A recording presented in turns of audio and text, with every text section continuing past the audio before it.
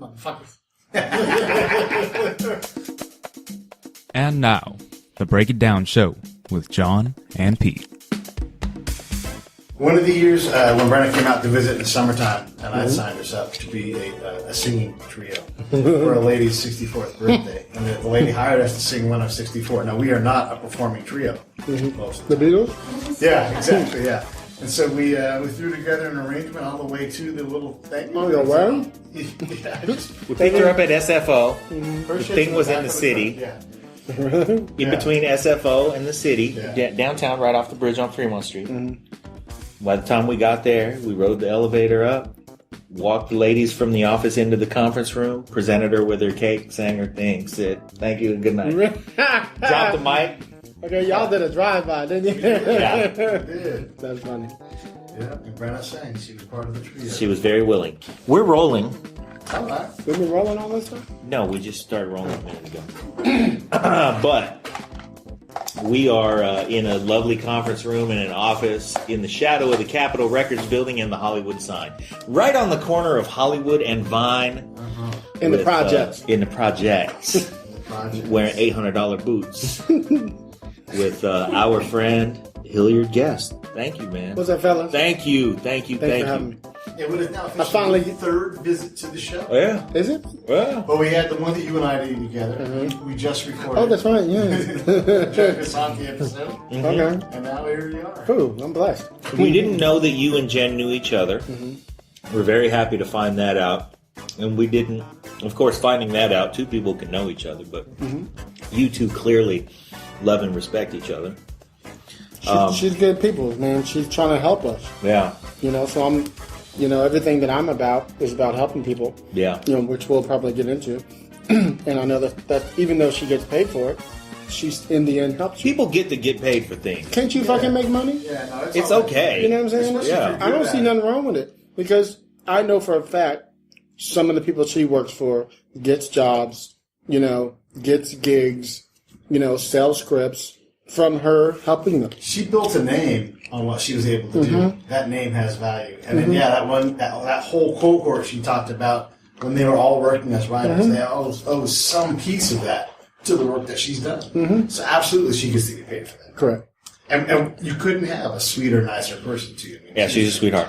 She's consistent. That's what I love about her. Yeah, it's not BS, You know what I mean? right? Yeah, it's real. What I am finding interesting about writers whose story, whose craft is story, is that it doesn't matter that you're not writing anything right now because you and I have known each other through social media and through our mutual connections, but we really only met like an hour and a half ago, you and I.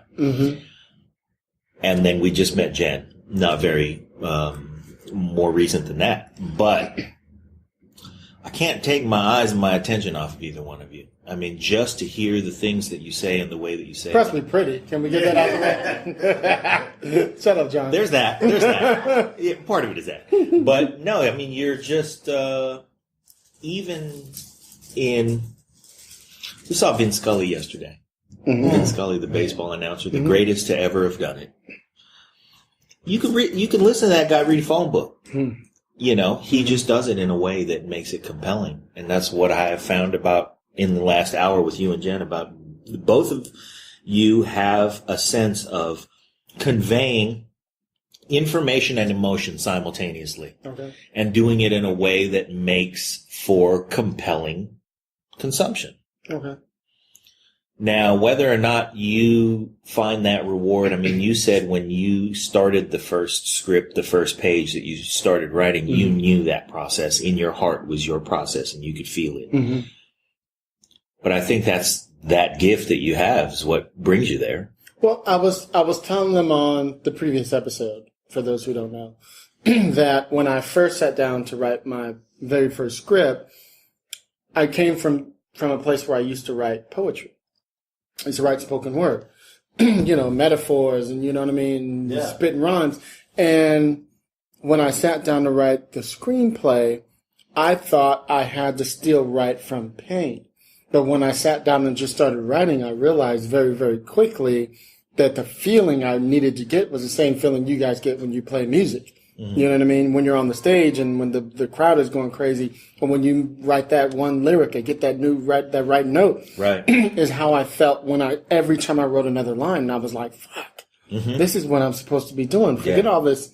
All the 20 years of grinding as an actor actually just made it better for me to do this. Yeah. Because actually, a lot of actors just are gave you perspective. really good writers. Because The good ones. I said a lot. I didn't say all. Yeah. A lot of us understand that transition.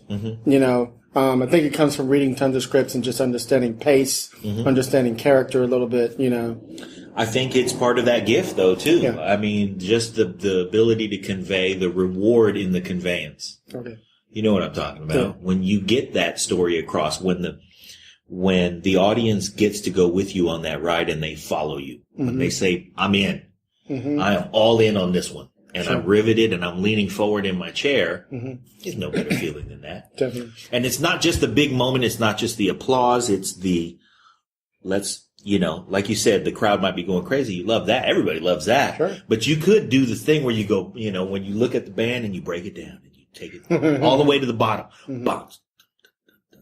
That's part of the ride too. All of the dynamics. When you have control of the audience to take their emotion and go down here with us. And then you can build them up. You can play. You can do, But it's funny you say that because every time, like you guys interview a lot of cool cats, right? Huge musicians, right? And the one thing I found in common with whether it be somebody from Kiss to freaking Tony. Yeah. The cats are still playing today. You go to see them live, and they still control the room. Yeah. Yeah. I think I was watching an interview with, I think it was like Dan Rather and Gene Simmons, and Dan Rather made a comment to him that they've pretty much still have been doing the same set for 30 years. Yeah. And Gene said he wanted to change it and realized very quickly if it works, why change it? Because he said, you guys haven't made any new music in forever. Yeah. He's like, we're not that type of a band. We don't make new music. Yeah. We just play the same shit. It works. Yeah. We're all trillionaires. Yeah, So right. Why change it? Plus, as a listener, we all hate these words. Here's one from our new record. Yeah. Nobody wants to hear that shit. No, play God Made Rock and Roll for me. You know what? I play that twice. Exactly. Yeah. Exactly. I'm a huge fan of Prince. Are you? I'm a huge Prince. Oh, Prince is off the chain. Yeah. I think he's even better now than he was before to an extent. He has the same thing we were talking about with writers where you get to an age where you understand humanity a little better. And now it's not just he's got all the tools. He just understands emotion even more than he did when he was 25. Well, that's maturity. Yeah. Sure. So he can take us on the journey and the lows are lower and the highs are higher. However, man, I have a soft spot for a lot of those songs. And sometimes he'll come to town, because I still see him every time he comes to town. Sight unseen, I'll buy the record. Yeah. Sight unseen, I'll buy the ticket. Okay.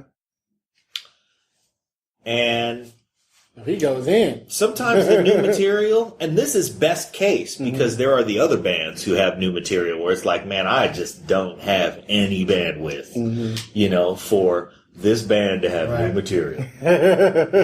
I'm not looking for new material. Yeah. I'm looking to go back to 1990. But I got purple pants. Yeah, you do. They're a little tighter. That doesn't make them less appealing. The thing is, in the best case scenario, which is a guy like Prince, because I will give his new material a chance, and I do want to see him executed live, even in that best case, when you get to a point in your career where, man, you got hits stacked up, you got to play the hits. Got to play the hits. Yeah. Having relevance for a mass audience is harder every album. Yeah. For a while you might have some coming, but at some point you peak. Yeah. You still stay relevant to your crowd, and hopefully you built a big enough crowd. We've talked about bringing an audience, aging with an audience. Yeah. Because if you keep hitting the same young demo, at some point you are no longer anywhere near their demo. But how do you guys know, like I've been on tour with singers and rappers as a dancer, right, in my past. And I know from doing shows night after night, some things work, some things don't. And sometimes you get tired of that same Same even though old. it kills. You're like, I'm tired of doing this fucking song. Yeah. Yeah. You know what I mean? I want to do something else. Right. So you understand why somebody's like, hey, everybody, here's a new one. Tell me what you think. You know what I mean? Whatever the fuck. You know, you want to play something new because also you know it's coming out and you want to sell it. Yeah. You know, you got the merch in the bag for the new T-shirts for the next album coming out. Yeah. You know what I mean? So you want to be able to sell that stuff. So if you don't have it, you're going to be, how are they going to know about it?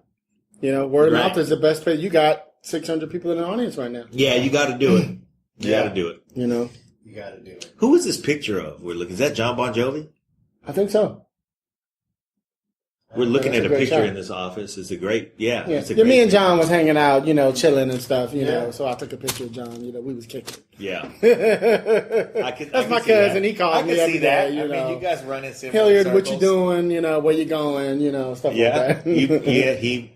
I guess you guys met when you were a dancer for the Scorpion. I do have a Paul Stanley story, though. Okay. Kind of. Let's go. Kind of. He probably won't remember this shit. But when I first moved to L.A., I go to Gold's Gym. Okay. And Paul Stanley used to go to our gym. And somehow we used to always kind of end up riding on like the treadmills just next to each other. And I'm the type of dude, I don't care who you are, I'm not starstruck. Right. You know, we just started chopping it up. And eventually, almost every couple days, you know, a week, we'd just be in there chopping it up. And dude is probably the most nicest, coolest dude Right. ever. And I immediately went back to somebody told me years ago, the most successful people are the most nicest people. They are not, you don't see no arrogance, you don't see no, you know, Gene Simmons is known for being kind of a dick to some extent, but he's actually a really nice guy. You know, that's his business side. Right, His business face is, don't fuck with me. Yeah. The nice side of him And is, boy, has I that have worked. kids. You know Yeah. what I mean? I'm just a family guy. I keep it low. You know, after the show, I dress up. I go back to the hotel. I'm not at the club. His I don't kids do seem any to of be that shit. nice kids, too. Yeah, they're good He kids. raised nice kids. Yeah, because he is. It must be okay. Yeah, he really is. And granted, that's only, I don't know his kids. I've seen the TV show. Sure. But if you have a reality show and your kids look like nice kids on the reality show, they must really be nice kids. Because it's easy to make people look like assholes. Very easy. Very easy. Yeah, definitely. Especially kids. Kids are assholes. How you doing, Brenna? Oh, you know. All right. Being an asshole. Yeah. Whose voice is that? I can't. That's Brenna. Brenna is part of the Break It Down family. She's my daughter. So, I'm fancy. she is fancy. Yep. You don't even know. You gonna do the rap for us? I'm so fancy. You talked about the feeling you get when you write. We absolutely get that feeling when we do this show. Sure. You know, part of it is because we get to share your love for what you do. Jen's love for what she does. We talked to DJ Severe. We got to hear what he did and do it in his environment, Dr. Steve. And we're just, we believe that translates when people listen to the show. Sure. There are so many times when we hear it and we just look at each other and we're just like, you know, Listen to this gold. yeah, yeah. How great is this? How great was that hour with Jim? You know, That was great. You know, and fantastic. I look forward to these things, you know, like you guys do too. It's one of the things I love about the type of podcasting that the three of us do. Yeah. You know, I have my show, Screenwriters Rant Room. Listen to it, y'all. Subscribe. Screenwriters Rant Room. This shit is good. But one of the things that you guys do the same thing Lisa and I do. There's no freaking script. Motherfucker, we just talking. Turn it on. It just happens to be on. We just Yeah. happen to come. That's why it's not like, okay, and then, you know, during this section, we're talking about this. During this section, whatever. I mean, I ask every one of my guests for their bio, but it's more so just so that I kind of get an idea of who the fuck they are. Yeah. If I don't really know them. Otherwise, I'm not sitting there like with it right next to me going, you know, so when you were in college in Stanford. And there are shows that do that, and they do great. Yeah. I know when we talked about building the show, we didn't want to necessarily do that. We may do that for certain elements of when we want to talk to somebody. We want to make sure we hit. Well, you guys do technical things that might need it, though. Yeah, Understood. but yeah, most of the conversations, it's meant to be a conversation that you step in like at a bar, and you're like, ooh, and maybe hopefully we ask a question that's on your mind. You know, Listen to Pete. yeah, Like he's smart or I something. know. No, this is why I say that. Because this is what happens, man. We'll get in the car. We'll be in the car, and he'll be like, okay, what are we going to talk to Hill about? And I'll be like, I don't know. What do you want to talk to him about? Well, we should probably cover this and we should cover that and I'd like to talk to him about these things and how about the building blocks of this thing? And I'm like, yeah, I guess. And then I'll throw out an idea. You know what? We should talk about his black ass riding a scooter. Let's get in. A scooter, you know? Let's go in. And then we'll do that for a minute and we'll do the dance. And then by the time we get there, we press play. All that shit goes out the window. We don't really talk about that stuff. We just go, all right, so, you know, and the conversation takes on a thing of itself because the other thing about the type of show that we do, the three of us, and it's not something that is a planned thing, is that on the Screenwriters Rant Room, you have a subject that you really want to get to the bottom of. When we have guests on our show, we want to understand what it is. So I would say there are shows that we've done that are less strong than other shows. And honestly, everybody has that. Yeah, those shows, I mean, you know. You guys are how many in now? 50, 60 something? We're in the 60s. Yeah, 60s. Probably 85. I'm dropping 70 on Monday, you know what I mean? So by the time this comes out, it's going to be 90 or some shit. There are some shows, right, where you go, well, that was okay. I'll put that up. That's going to be good for somebody. But it wasn't your favorite show. And the difference I find between the really great and the ones that are less great is that I got to a point where I was like, well, okay, well, I don't give a shit anymore. You know, or the guest was such that they had a topic, we exhausted it, there. You know, there are some guests we can always leave on a high note. Yeah. You know what I mean? You know when the high note is, or sometimes you just kind of keep going. Yeah. You know what I mean? But you're like going, this should have ended like 5 minutes ago. You know what I mean? And we have no problem. We'll cut 12 minutes off a show. If the show really ended 57 minutes in, because it's the right spot. Yeah. You know, you can feel it because your energy goes up or down. Yeah. You know what I mean? Definitely. We've also had times where somebody would say something. You mentioned the Drez episode. There was a point at that. We sat with him on the table? for like I am banging on the table. There are a point. I'm punctuating my sentence. There was a point at that show we had sat down with him and we were there for about 2 hours. And he's a compelling dude.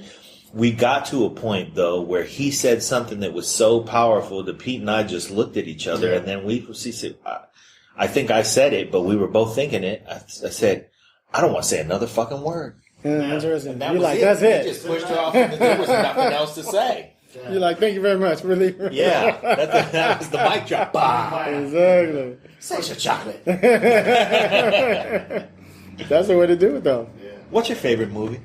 Do you have a favorite movie? Yes, I do. What is it? West Side Story. West Side Story. Yeah, really? Wow. Let me tell you, because you guys know some of my story. I mean, I grew up in the hood in East Palo Alto, Menlo, and you know, I was in the gang when I was a kid. The hood. The hood. Oh, yeah. No. Especially back in that era of your hood. Yeah. That was the late hood. 70s, early 80s. It's calmed down a little bit. Oh, yeah. Maybe, It's man, it was bad. way better now. You know, I mean, people got lawns and shit. Yeah.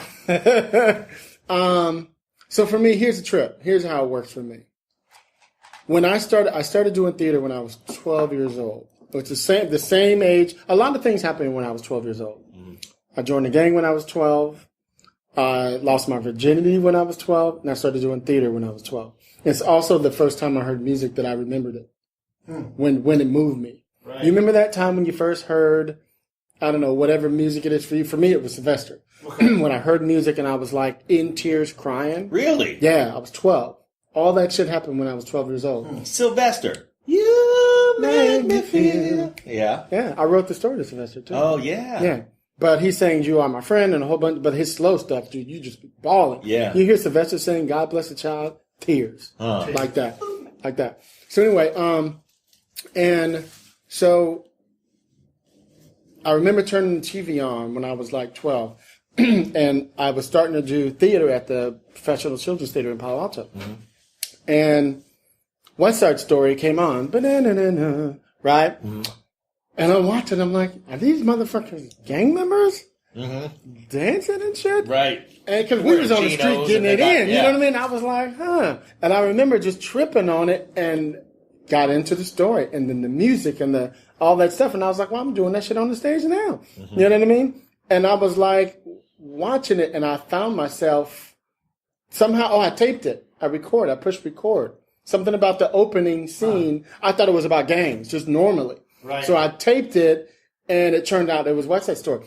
And I remember after it was over, rewinding it back to the Play It Cool Boy scene where they're inside of the like the warehouse and the lights come on and they do the whole dance, Play It Cool Boy, that whole thing, and the dancing. And I started practicing how they did it. And I learned how to do pirouettes and all that stuff from watching the show.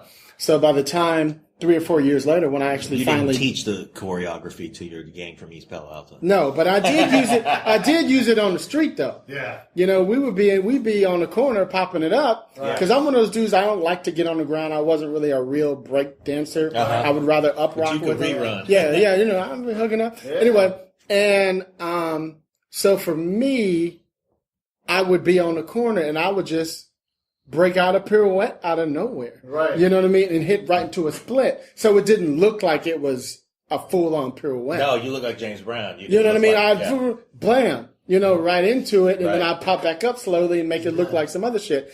And so nobody saw that, but I was already learning how to do it. So when I started doing theater at the children's theater, I mean, they're doing like 1 step, 2 step, 2 step, 3 step. I mean, we was already doing routines. You know, that was easy to me. So, so to me, that movie is my favorite movie all time because it taught me everything about theater. It taught me how to really dance. It moved me emotionally. Yeah. I mean, everything is in that movie. Right. You know, some of the people I had crushes on. I had a crush on Tony. It was like one thing after another was in that movie. Right. You know, that finally gave you a perfect excuse to get a pompadour. Well, yeah, I did. I still got one. Shut up, bitch. And so that movie, like, for me, is my favorite movie ever because I remember it being the movie that taught me how to dance and the movie that taught me crushes. It's the movie that taught me how to sing. I used to sing all those songs. So that's how I learned how to sing. Coming of age movie. Yes. Your brain was on and it was recording. And Correct. It caught you at the right time. Yeah. Boy, my answer to that question is far less. Was far more shitty than that. Why you trying to fuck with me? Terrible. Why you trying to answer. fuck with me? I'm not. I'm just saying. See, you give this heavy, substantial. bothered, man. It was a life changing. You just turned the TV on. Yeah, didn't you? no, my favorite movie is Snatch. The Guy Ritchie movie. Yeah. Oh, okay, That's cool. yeah. It moves. Yeah, that's cool. Yeah. But it didn't like it. I wasn't emotionally affected. But why? But the style, it was a new style that nobody had ever seen. Yeah. Because he has a serious style. Because he's the one I want to direct my Skinhead movie because I think it's badass. What about you, Brenna? What's your favorite movie? I don't have a favorite, but I have movies that I like a lot that are favorites. Tell us one. The Mummy. The Mummy. Yes. Yes. Brenna watched The Mummy when she was... The 1941 or the... Brendan Fraser, yeah. Okay. She would watch that thing over and over again. Little Yeah, kid style. that's It was the Mommy movie. Because she was so small, she thought they said Mommy. Oh, okay. But you still like that movie, huh? Oh, yeah. Why? Why not? Because Brandon Fraser was cute, that's all. Uh-huh. I do like Brendan Fraser. I mean, I think he's know that alright. I've seen all of his movies, but he does a really good job at a lot of things. He's alright. that I enjoy. I like that one where he was locked in a bomb shelter or something all his life, and then emerged, and it was one of those like time had frozen for him, and then he had to catch up to the He did world. 2 of those movies. Really? Well, he did the one when he was in the bomb shelter with... Christopher Walken. Yeah. Christopher Walken's his dad. But then he also does it when he does it with Pauly Shore. And yeah. And he's Encino Man. Encino Man, yeah. Jesus Christ. Wow. That's sad. Never mind what I said. Anyway. But see, look, shit like that happens in LA, in movies in particular. Yeah. Because say you do a movie and it was hot, so I have another movie at this studio that's similar, but it's a comedy, so it's different. Who do we want? Well, Brendan Fraser's great. He can pull it He off. just did this, but you know what I mean? did it, yeah. That's how you end up in that. And even though I don't want to do that movie because I already did it, you go, well, instead of $3 million, we're giving you 6. And you're like, $6 million? And then he looks outside. I and love goes, that type of movie. "Man, You know what I mean? Yeah. That's how it happens. What's your favorite movie? Man, I'm like Brenna. It'll change all the time. But when you guys said that, just the standard Godfather, because that thing is so goddamn good. You know? Everything's good about it. Yeah. The way they filmed it, the way they acted, the music. Have you read the script? I've read the book. You should read the script. Yeah, I bet it's a got to good be awesome. script. Yeah, It's great excellent. script. Yeah. Great script. I'll put that, anytime it's on, I'll watch it. You know, it's Now, Mario Puzo actually wrote the script too, didn't he? I think it was. Oh, I can't remember off the top of my head. I want to say it was like. I can't remember off the top of my head. I should know this because I have it somewhere. Yeah. It's just been years since I read it. Huh. Great script though. But I have sent it to you. It's a great script. yeah, I'll read that thing. Yeah. I like that kind of stuff. But yeah, so for me, West Side Story, dude, that's the shit. Now, For me. do you have an affinity for musicals, opera, that kind of thing? I mean, I like them. I mean, I'm a gay dude, duh. So, I like musicals. I love opera, all that kind of stuff. yeah, I mean, Brendan and I have seen. I don't like Birdcage. you don't like musicals? Well, I liked Birdcage. Birdcage was funny. I don't tend to like musicals. Although I do enjoy. And we have the Pantages right across the street. I enjoy them in the theater, but I don't like musicals just because for me the moment where What have you went to it see changes live? and you burst into song. What have you went to see live? I'll tell you what I went to see live that Professionally. was amazing. The Professionally. best one I ever saw was Man of La Mancha with Raul Okay. Julia. Okay. Oh man, what a commanding performance. Mm-hmm. He took us for an incredible ride. His singing was amazing. Mm-hmm. I had no idea he could sing like that. He did everything so very well. And the story was cute, and it had all of the things that you want. You were invested in it. You laughed really hard. Yeah, all those things. That was my most favorite musical. Yeah, see, and But that's as a genre, I the don't thing, think though, we is like that I tend to like the ones that move you. Like, if there was another musical movie that moved me, it would be a chorus line. Like, Okay. I could watch a chorus line and just be bawling with a chorus line. Because they're just, every song is about, can I make it? Can I get there? Yeah. You know what I mean? Every little thing. Right. So whatever your life is about, you know, That kernel that of self could relate to you. And especially if you really want to be an actor, you really want to be a singer or whatever. Right. It's just one of those things where that every last person in that story had so much going on for them. Yeah. That, and then only a few of them were going to make it. Yeah. You know what I mean? Out of that whole That's 30 what was chorus fucked up line. about it. You know what I mean? Was because you could relate to every one of them. Every if one you of were them. some of it was, theirs was a can I make it? But from a personal side, maybe you're that guy who's a construction worker. You're just trying to make ends meet. You're just trying to feed your family. Can I make it? You know, but the thing is, we want everybody in that theater to feel like, yes, I'm going to make it. I'm going to make it. Whatever it is. Unfortunately, we knew in a chorus line that 30 of them were not going to make it. No, you know, but they teased you with that because they would say, I really need this job. Yeah. And then they would say, I think I got it. Yep. You know what I mean? Yep. They would go to there. So, you know what I mean? So their emotions were going on that roller coaster, the Jen Crisanti, the rise and fall. It was doing this constantly, playing with your emotions. So when I bring up a musical like A Chorus Line and West Side Story, they both have the same emotions. You know, West Side Story has Romeo and Juliet running through it, Right. Yeah. you know, throughout the whole thing. You know, and then in the end, you know, Tony ends up killed in her arms, you know what I mean? And she wants revenge back and she pulls out the gun. It's just I remember doing that play every night for 8 months. And it got you Every night she would sing that song and I'd be, every night. Yeah. And I'm on the stage Right.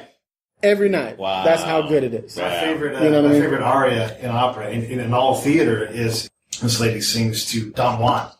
She's like, I love you. I can't stand you. I hate you. It's tearing my heart out, but I love you. I can't stop loving you. And she just on the ground, on her knees, bare souled. It's like seeing Henry Rollins. You have to be moved by it. Henry Rollins will move you. Does not matter what you try to do. And that lady, when she sings it, you're gonna move. I believe it. I feel like you're almost on the verge now, just because you can see it. My eyes You are can blowing see up. it. They can, yeah. You know what I mean? Yeah. And see, that's Powerful. that to me is whether they sing or not Yeah. in a movie. That's why I write. I'm trying to get to a place, whether I'm writing comedy, drama, horror, whatever the fuck I'm writing, somewhere in there, I want to move you in some way. Whether I move you scary, whether I move you in tears, whether I move you with laughter. I'm trying to move you in some way that you remember, so that when we're having these conversations again, when you're out and about, you're like, man, I just saw this show. Yeah. And there was this one moment. I'm looking for one. Right. Yeah. You only usually remember one really good one. If it has several, great. Right. Right? So the moving thing is one thing, but like a more poppy musical like Grease, right? It's got the hooky songs. Grease is badass. It is. But I mean, it's a lot more. I don't ever get really moved by it, Maybe in a certain moment, in certain songs and everything, but it is just so sticky with the music. But see, even they are able to get you. If you think about, they do it because I've done Grease the play too, in professional theater, and I've done, and you look at the movie. So after John Travolta and Olivia Newton-John, Summer 11, right? So are they going to come together? And the way they do it on the stage and in film is he's with his boys, she's with her girls, and they almost come back to back on the stage, but they miss each other, right? So they're longing for something. Yeah. And when you look at it in film, they're longing. You see them, he's with his boys, he's being all cool, but in the last shot, he's like, fuck, where is she? Yeah. And she's like, oh, I'm so cool. God, I miss him.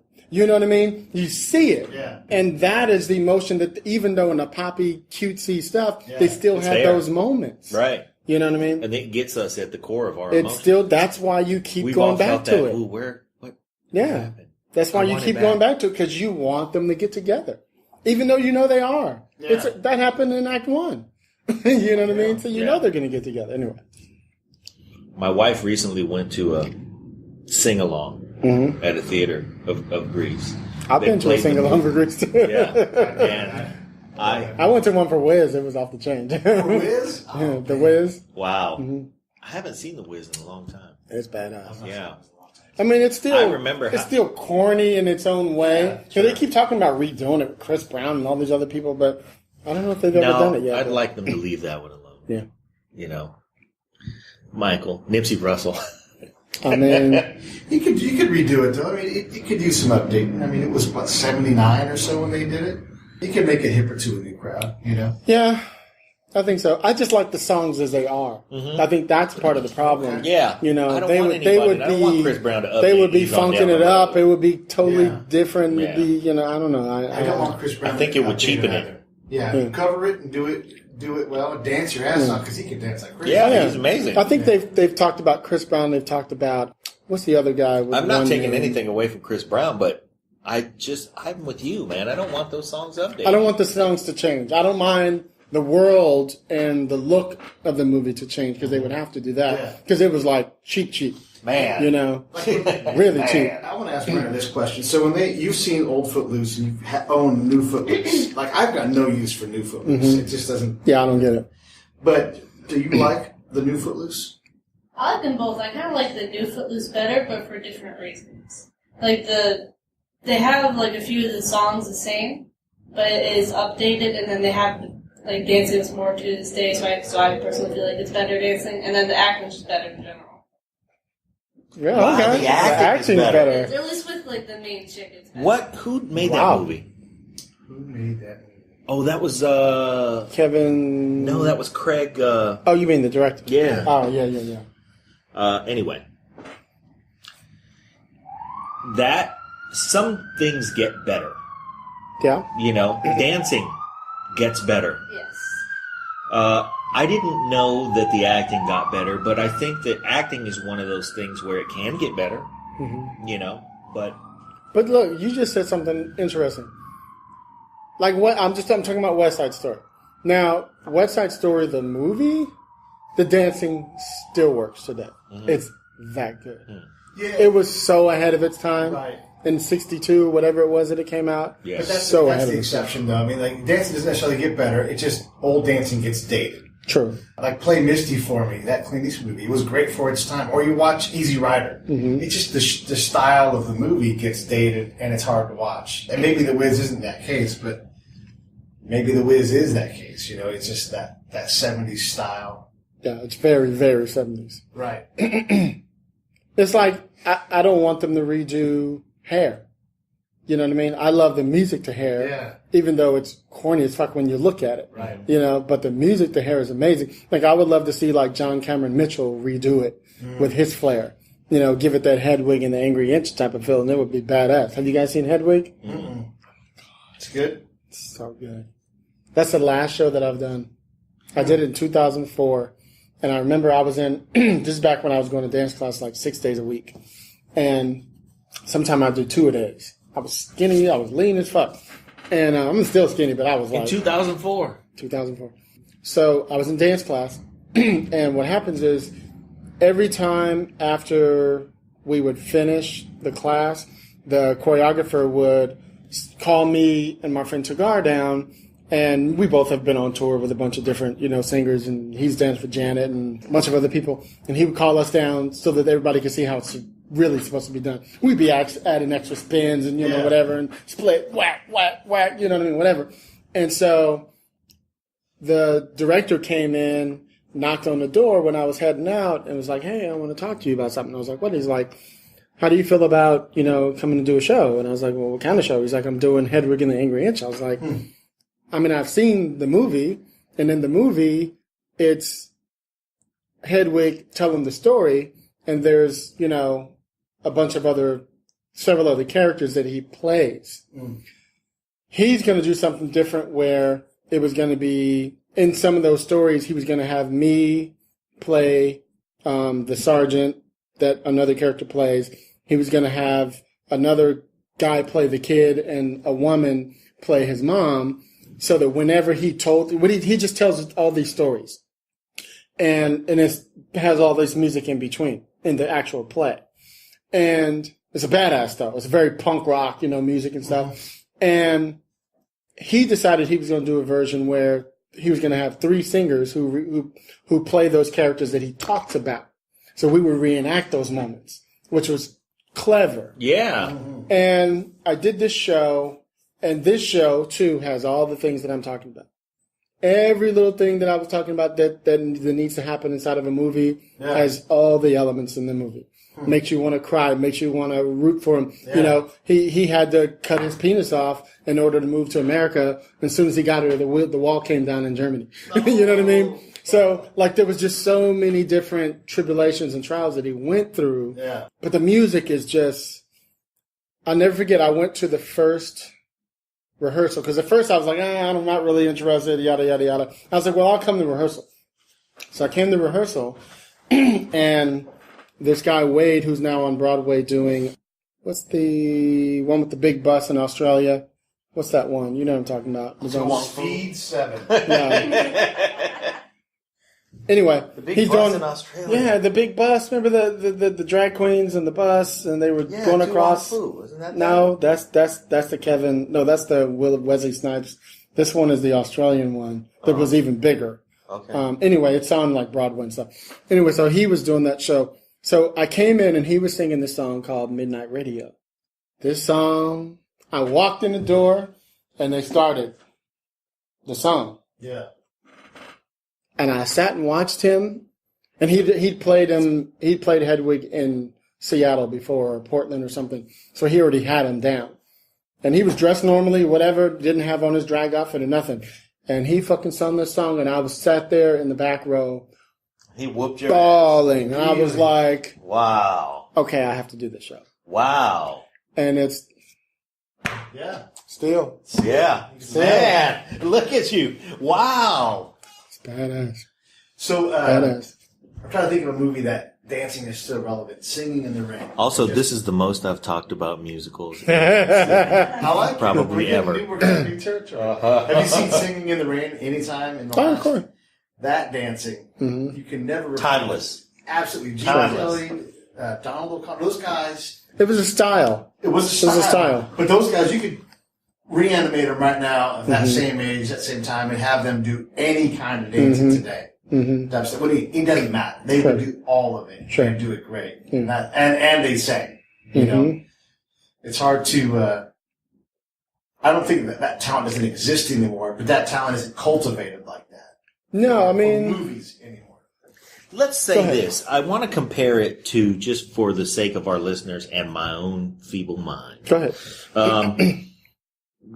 The game of baseball, for instance, has gotten, football, whatever your sport is, has gotten technically better. You know, would Hank Aaron be as great as Hank Aaron was if he entered the game today? He was great. He was amazing. The level of competition might be different, whatever. I would say no. Yeah. That's just my opinion. It seems like, they're faster, faster, stronger. Better. People those have dudes gotten could not stronger. compete today. Yeah, No. absolutely. I think the level of competition, the speed of the game, things like that have just inched up to a place where we're different now than we were back then. Do you think that the same progress is being made in writing, in, whether it's musicals or whatever? Do you think we're making artistically the same kind of progress in reaching our emotions? Well, let's look at it this way. TV is where everybody's going now.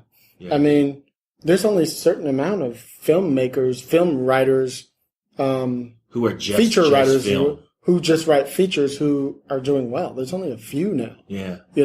It's very hard to break into film. Like, if you guys were a production company and I am a writer who comes to you with the script, you guys love it.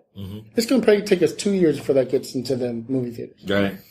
Yeah. Movies also have the problem of much like the album, it's sort of reached its zenith and it's past it now. So now you pour your life and soul and savings into making a movie, and it goes out and it gets pirated before you even make $5. Sure. Correct. Correct. There's a TV show that's a lot tougher to do now. Very tough. But you could do it. Whereas, say the scenario again. I can come into your office with this great script that you guys want to do for this kick-ass show for HBO or whatever the fuck, and we could be in production in a month or two. Right. Depending on who it is and how organized they are. Yeah. Or in 6 months we could be in production, right? And this could be on the air in fucking 6 months. Yeah.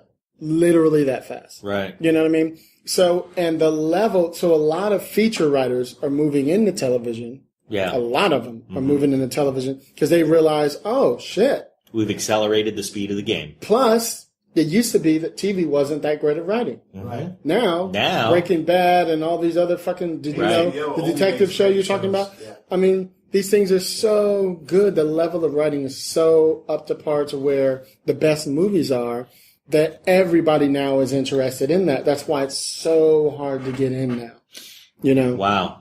And it's so satisfying, too, when I think about The Sopranos or Breaking Bad or, it's so satisfying to be able to take something that I love, my favorite movie, Snatch. If suddenly Snatch became an HBO series, I want more of those characters. That's so much content for me to love and enjoy. And well, the way they shoot it would be really difficult to shoot that every week. Sure. Because most people shoot things over 7 to, 13, 14 days, depending on the show, especially for 1 hour. Sometimes you only have a week, to shoot them, and that's a very condensed schedule. Yeah. But I think where we would go, because you have to suddenly make sacrifices because of the condensed schedule, is that it would be really character driven. It would be perhaps a little less stylistic. It would be way less stylistic. Yeah. There's no way he's going to get all those shots. No, you go into the gun and see you know what I mean? And you're watching the... You ain't going to be able to do that. But, what I loved about that movie was not all of that stuff. That stuff was neat. But I loved Brad Pitt. Okay. And I loved, all of the things that... They were all character stuff. They were all... Well, he had some beasts of actors that you've never seen before who are now all Jason Statham. Yeah. All those cats were in there. Right. They all blew up now. Yeah. I mean, Jason Statham was in that movie and didn't throw a punch at anybody. Little did they know who they had in the movie. Little did they, and he was still brilliant. Oh, yeah. Most definitely. Yeah. I mean, so I think if they said, hey, man, do you want to see Snatch turn into a long-form series like that? The answer to that question is absolutely. Sign it up. Let's go. Let's do it. I want more of that character. I want more of all of the interactions between them. I want to be able to stretch out the tension, and I want to be able to. See, I would if it were one, I would rather do it kind of like they did the first season of True Detective, or how they did Luther, but now they're bringing back another season of it, which is you basically do 6, 8, or 10 episodes. Yeah. Boom, everybody fucking gets killed at the end, you know what I mean? Yeah. Or one person surviving, whatever you decide, Right. you know. But that would be a lot more interesting to me to see a nice, short series of, you know. It's the modern miniseries. It's really what it is. There's no more Thornbirds. It's Thornbirds is a 12-show arc. Correct. Yeah. That's it. Correct. Yeah. Because what was the last miniseries they did on network TV where they took a week and showed you, you know, more of the world or whatever it was going to be, you know? Well, see, now everybody's binging everything now. You know, so things are quite a bit different. Like, I have a new web series right now that I produce called The Faux Show. F-A-U-X show. Faux show. Yeah, FauxShowTV.com. And we debated on should we show, what we did, we shot over one day, we shot a whole hour pilot, basically 40-something pages. It was crazy in one day. But we shot it it's supposed to take place at a TV show, talk show. So we had 3 cameras anyway. So we used the 3 cameras. And every time somebody walk off stage, we use a 4th camera, to capture them, to change the look sometimes. And so that way we're able to shoot so much, you know, like almost like a pilot. So anyway, so we shot this hour pilot and broke it up into 9 episodes, literally. And so we decided, because all the kids today are sitting watching Netflix and, you know, DirecTV on demand or whatever, because they're doing all those things, it's better to go ahead and put it all out now. Yeah. Let them watch it all now, as opposed to once a week. Right. You know what I mean? Yeah. And that's why Netflix is taking everything straight. You can watch them all right now. Yeah. Nobody has that time anymore to wait till next week to watch The Voice. They want to watch it all now. You know what I mean? They do. Yeah. They do. We also are in a place where I might lose interest between now and next week. There's that. Because I can't we have so much choice. Consume something else. Something else, yeah. I just finished as much as they had up of a Cinemax series called Strike Back. Strike Back. Yeah, yeah. Oh, yeah. I've seen a couple of those. Yeah. Very That's well good. done. Yeah. And perfect for binge consumption, because if I had to wait, I might have lost interest. I might have said, well, yeah, that was great. By this time next Thursday, who knows what I'll be doing. We all do it. Yeah. I mean, think about it. Because we all have our DVRs now where, you know, you record things and you got freaking 6 Breaking Bad still sitting on there from 2 seasons ago. Yeah. You know what I mean? It's a really bad thing now, because now you can save hundreds of hours if you get the extra package, you know, of television. It just makes it worse for you to never catch up to anything. Yeah. Does it change how you write for a TV series? Do you think in terms of I'm writing for a binge audience now? No, because you never know what you're going to get. That's planned.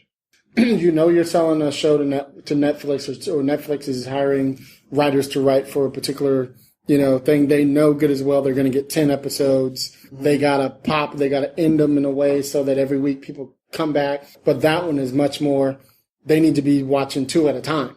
I'm trying to think on earlier, and I'm like, I need to wait. You're right. That's the right time to put that. Yeah, that's clever. When I binge watch things, if they stick to the formula, let's say that you took Chips. Okay. And just started God forbid. binge watching. Yeah, God forbid, right? Because if you binge watched it after 5, you'd be like, I've seen every one.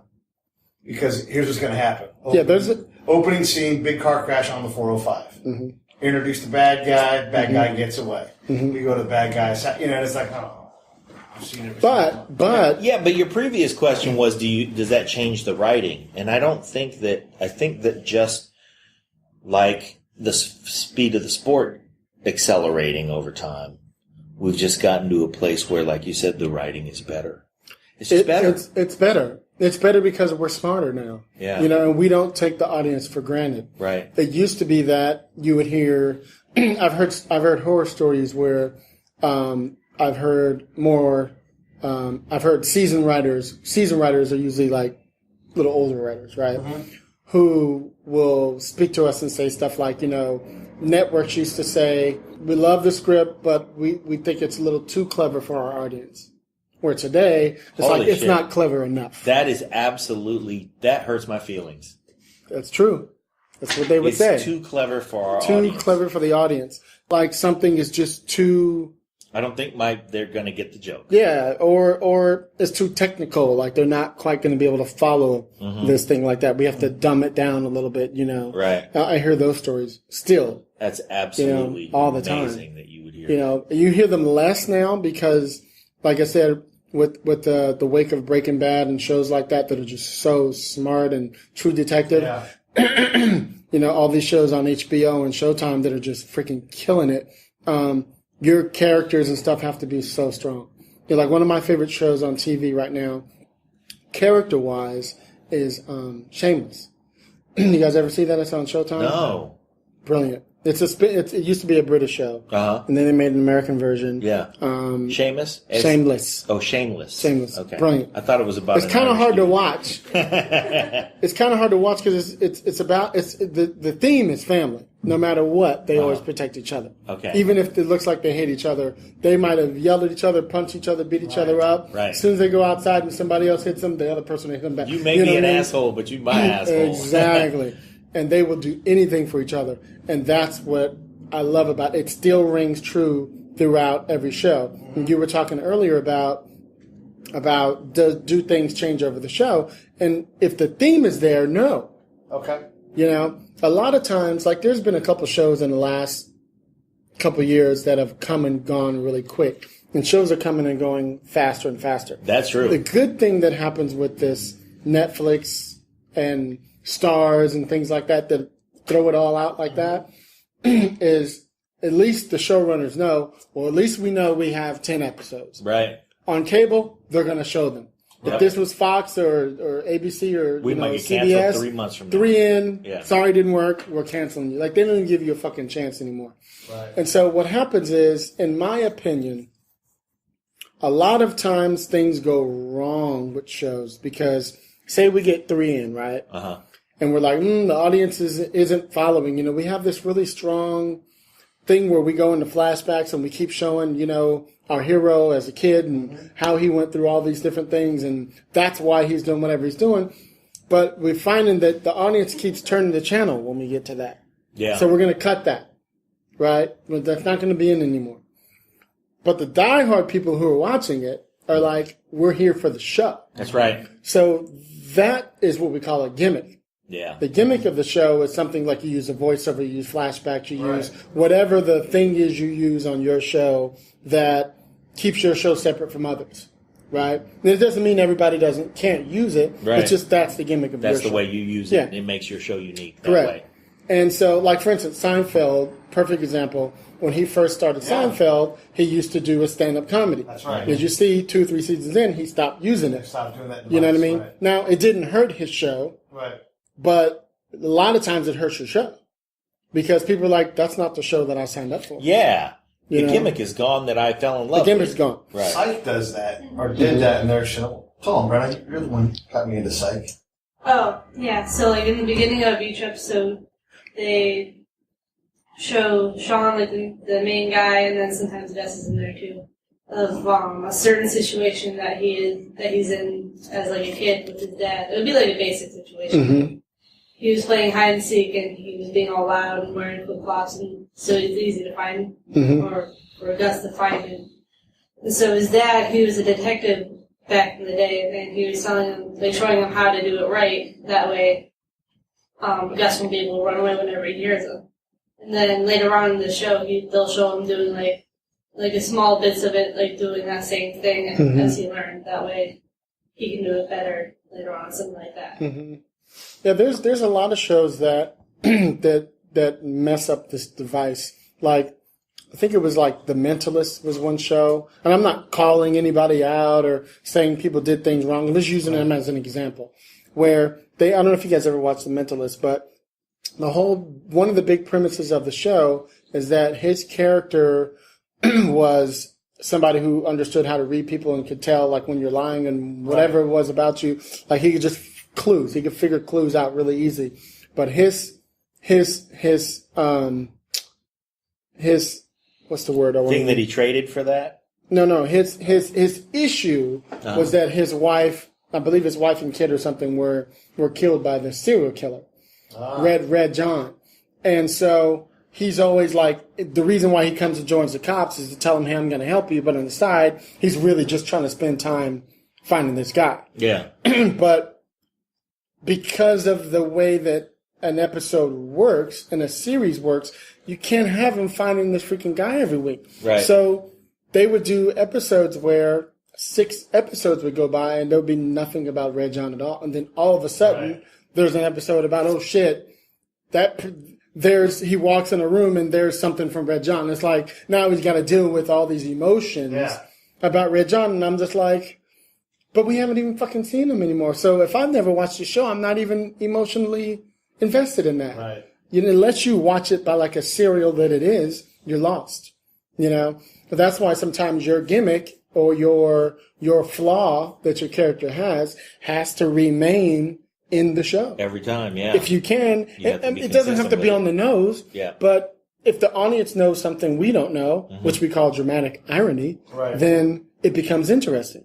You know what I mean? Mm-hmm. Now it's like, it's kind of like that thing where you're watching a horror movie and we know Jason is hiding behind a door, and the woman comes in and she's about to take a shower and we know Jason's in the room. Yeah. She doesn't know. Yeah. You know what I mean? That's the irony of it. Mm-hmm. Or sometimes you know something that they don't know. Right. You know what I mean? How do you create those things in your stories? And that's where a lot of young writers don't know. They just put a lot of things in instead of setting up these things. How do you set up these events, if you will?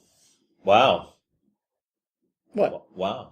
I didn't know I was being manipulated so much. Oh, yeah.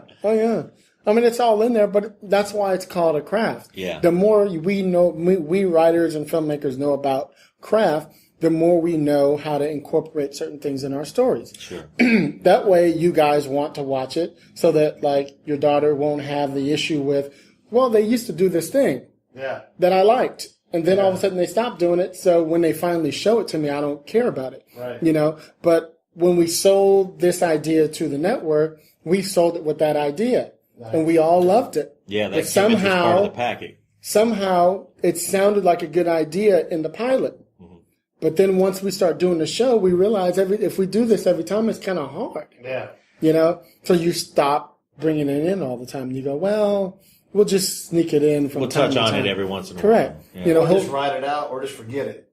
Sometimes people do. Sometimes people lose the entire gimmick. Like I said, Seinfeld lost his whole gimmick of him doing the stand-up. Right. And it wasn't even needed at all. And maybe in The Mentalist, they just catch that dude. He's in jail, and the guy's like, well, I'm not leaving. Yeah, I mean, there have been stories like that, too. Yeah. There's been shows where, certain actors have passed away. So what do you do now when they're a lead on a show? Yeah. If you want to keep the show going, you kill them off, or you say they're missing, or they're whatever. You have to figure those things out. Transition, right. You know what the device was? You know what the gimmick was that they kept, that they had to keep in every episode of Strike Back? Oh, no. Titties. Titties! Yeah, that was the gimmick. And, if they don't have those in there, there's no point in watching. Yeah, they lose you as the viewer. No, it was funny. The person who turned me on to that was my friend Kelvin. He said, yeah, man, you ought to watch the show. They do stuff right. The guys are going around the corners. Mm-hmm. They have technically, it's true enough technically that you'll enjoy it and you'll dig that part of it. Mm-hmm. And he said, but man, it's a Cinemax show. So it's like every 20 minutes, somebody's titty's got to come out. And it was annoying, and he was annoyed by it. Yeah. Because you feel the force. Yeah. You feel it when it's forced. It's not moving through story. Right. It's not because somebody is, like they haven't set up a cool tension between two characters and they're in the middle of... And that's the payoff where... It's the payoff. They haven't given it to you. There's just no reason somebody has it off. It shows, this is minute 19. We better set something up fast. Yeah.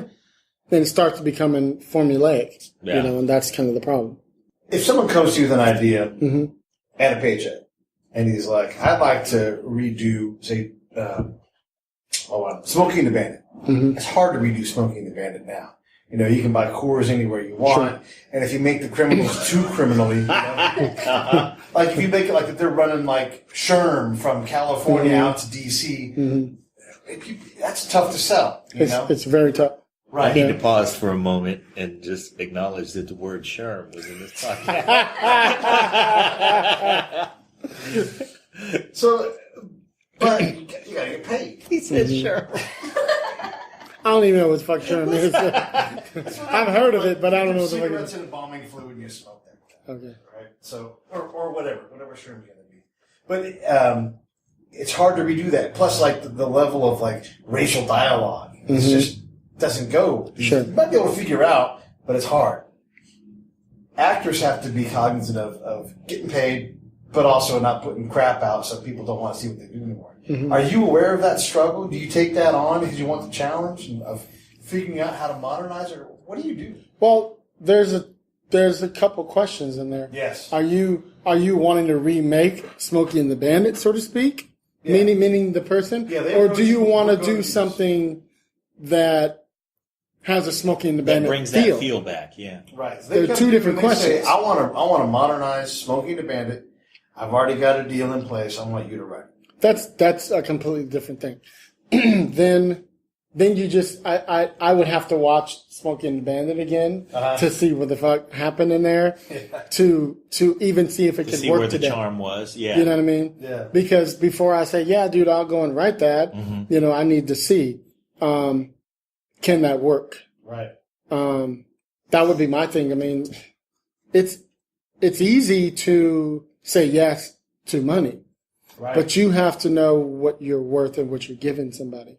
My time is very, very, I don't have a lot of time. It's precious, yeah. I spend a lot of time, like I told you guys, I'm working on this new project right now, and research mode alone takes up all my time. So if I were to take something like that, a Smokey and the Bandit thing, I'd be watching all those type of movies. I think they do like 3 or 4 of those movies back then. Yeah. The Burt Reynolds in them. Yeah. I mean, it was that the one with the chimpanzee and all that shit? What was that? No, that was Clint Eastwood and everything. Okay. Yeah. But there was an elephant. Wasn't there? Okay. He wasn't Anyway. anybody's sidekick. He didn't But go it was for in a the ride same. car. It was in the same tone. Yeah. Same time. Yep. Yeah. But they were similar. It's almost like Right. we're competing. Lovable outlaw. Correct. Right. Correct. On a chase. Yeah, on a chase. It's always big trucks and big cars and fast cars. I remember. Yeah. That was like down back when Death Race 2000 came out. Yeah, see, I always wanted to remake Cannonball Run. Sure. And have just recreate, or The Warriors. Oh, which don't mess with the isn't, Warriors. and They I'm not already saying made I the would Warriors make in that. 1999, which I was wouldn't. awful. Did they remake Yeah. that? Did you See, see I that? wouldn't really want to do it. But the thing that I like about it is that you take this ensemble cast that's broken up into teams, and then you move the teams forward. So it's like you can create a chess match with these groups of characters, and you have, whether it's, okay, we're all going to get in race cars and we're going to race from New York to Los Angeles, or we're going to, these guys have to get from Coney Island all the way back to... They bop their way past. Yeah. See,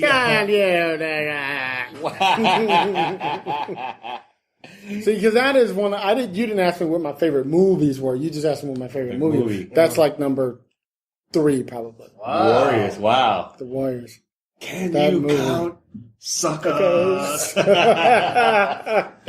What else is on the list, man?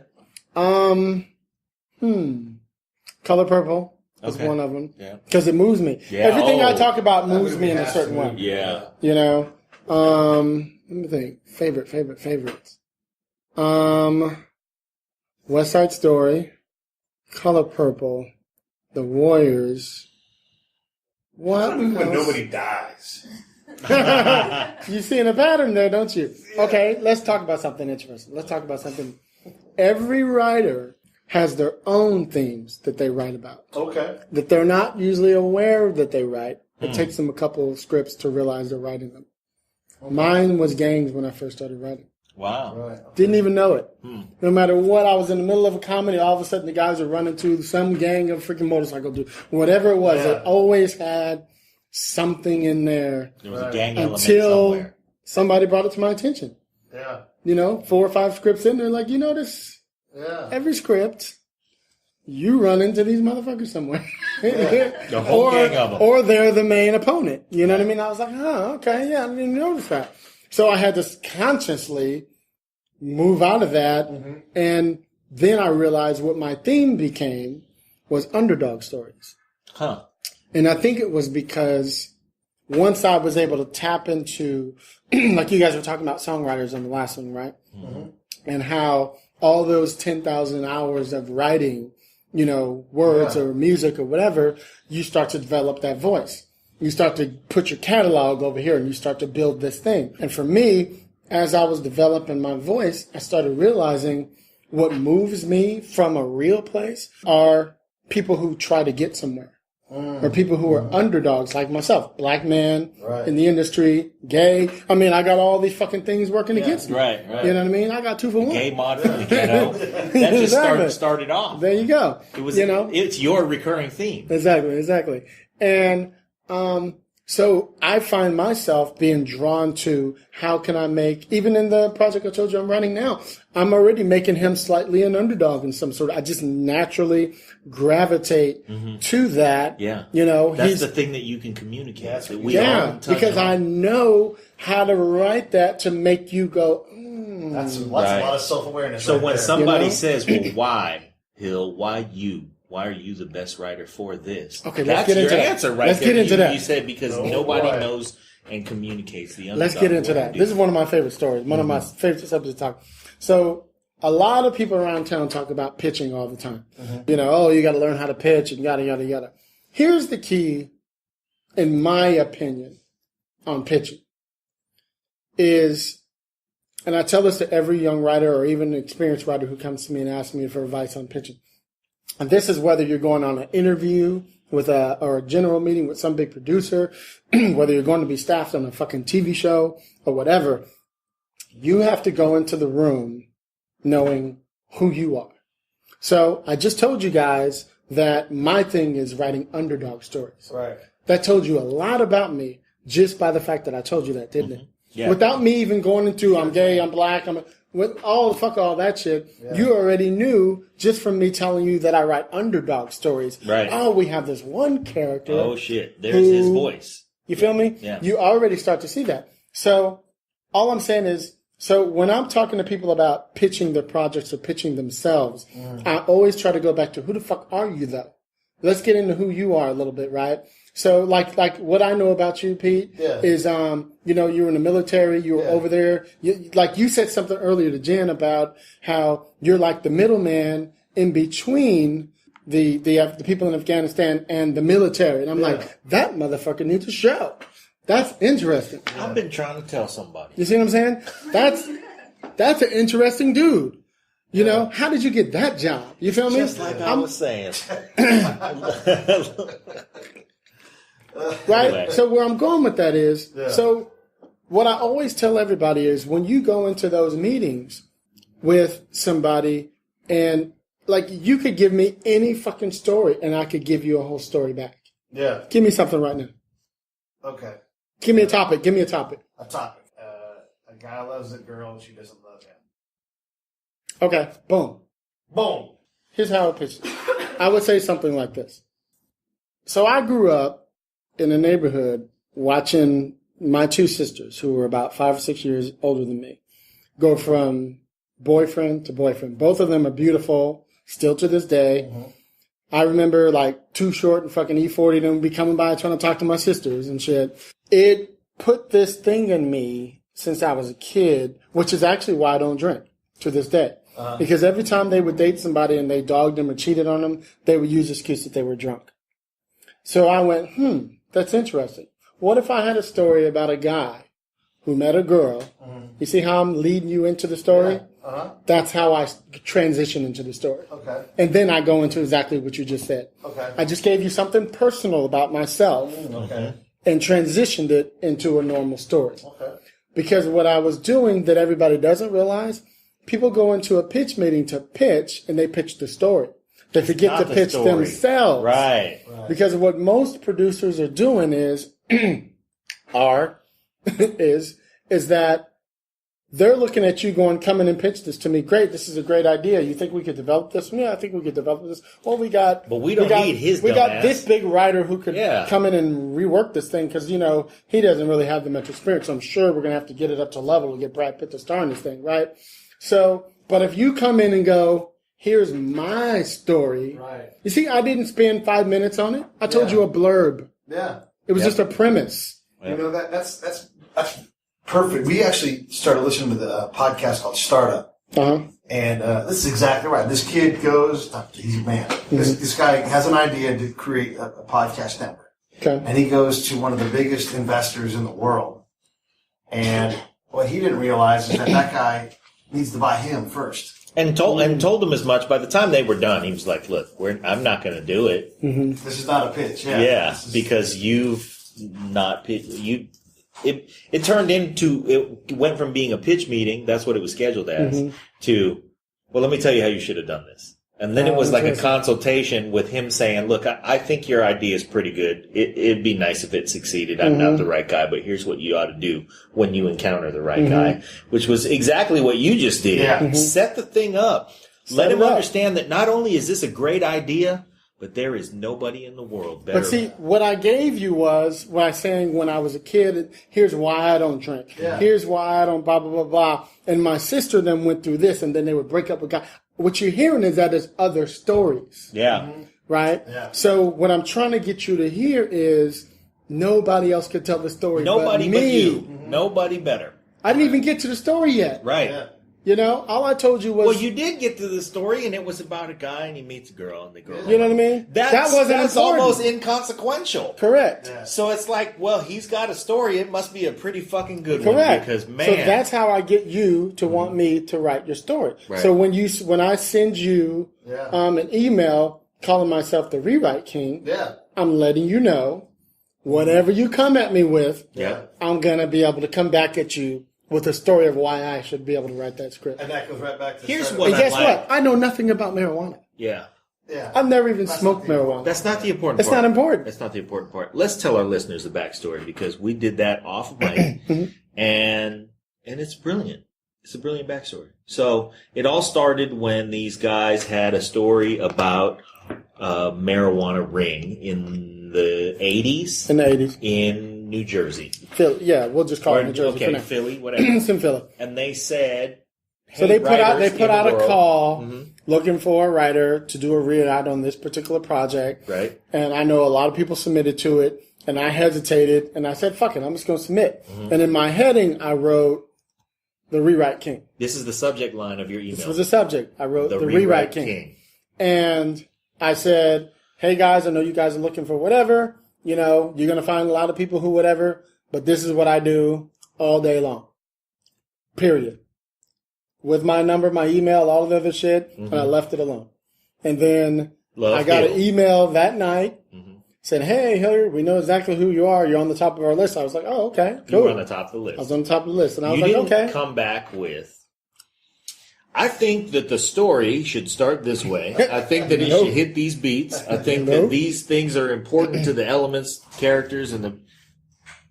That had nothing to do No, with it? I did that after I signed the deal. Right. I mean, I that's did. the nuts and bolts of the Yeah, thing. And definitely. you would think, well, if I'm getting somebody to design my house, Mm-hmm. for instance, but it's really no different. If I'm getting somebody to design my house, I can say, well, you know what? I would like a cantilevered balcony, Mm-hmm. and I need that balcony to have glass so that I can have an unobstructed view, because I have a beautiful lot with a gorgeous view. My sunset happens here, blah, blah, blah. All of these things, people are going to submit drawings. They're going to say, oh, here's this neat thing I think we should do. And then you're going to have fucking Frank Lloyd Wright show up and go, look, do you want the king Yeah. to do it or not? It'll be a Frank Lloyd Wright house. Yeah. Exactly. Wow. So I appreciate the boldness of your approach, but it really wasn't. See, I don't think it was It that really bold. wasn't that bold. I was just making You know us- what? So Go I ahead. think it was Mark Twain. You can tell me if I'm Yeah. wrong. I think it was Mark Twain who said, if I had more time, I would have written you something shorter. Oh, interesting. Yeah. Yeah. That's fun. And that's really what you did was you cut to the chase because ultimately what are they looking for? They're looking for the best fucking writer. And everybody's trying to convince them that I'm the best fucking writer. And you just came right out and said, listen, guys, I'm the best fucking writer. Yeah, you can spend all your time looking, but damn it, I'm going to do this really fast. Yeah. You know what I mean? And their reply to you was, oh, yeah, we realize. Yeah, you're on the top of the list. I was like, oh, shit, okay, cool. Now, that was their You know? short way of saying, look, we were hoping that you would submit. I guess. And since you've submitted, we know exactly who you are. Yeah. And exactly what we were looking for was the right guy for the job. And you came and told us that you were that. Now, if you were not the right guy for the job for whatever reason, I think you would have known it. Yeah, I mean, So that's I don't really get what everything. it comes down to. You know what Yeah. I mean? I don't. There's a couple programs that I submitted to, you know, even though I'm as busy as I am, as many shit as I produce, Yeah. you know, Still submitted. still didn't get in. Yeah. You know But what I mean? here's what I will say, because I'm going to go out on a limb, and this is your story. You Sure. can tell it, but if you're a weed grower from Philadelphia in the 80s, what you are is a guy who's playing out of bounds. And there's got to be a reason you're playing out of bounds. And it's probably because there's something about you that was broken early. And that you have to mend whatever that is so you can get right with. Exactly. That's an underdog story. Exactly. See, we here with it. Yeah. That's exactly where I'm starting from. All right. You know what I mean? And of course, it's family. You know, because that is how you can't have a show without these characters who isn't about family. Yeah, that's right. You know what I mean? We've already seen The Sopranos, but his thing was he loves his fucking family no matter what. He's got to provide You know for what I mean? him, and the only way he's going to provide properly is to play outside the lines. Correct. Correct. Not one more fucking word, man. Not That's one what's more up. word. Hilliard Guess, we love you, man. Thank you, love too. Motherfuckers.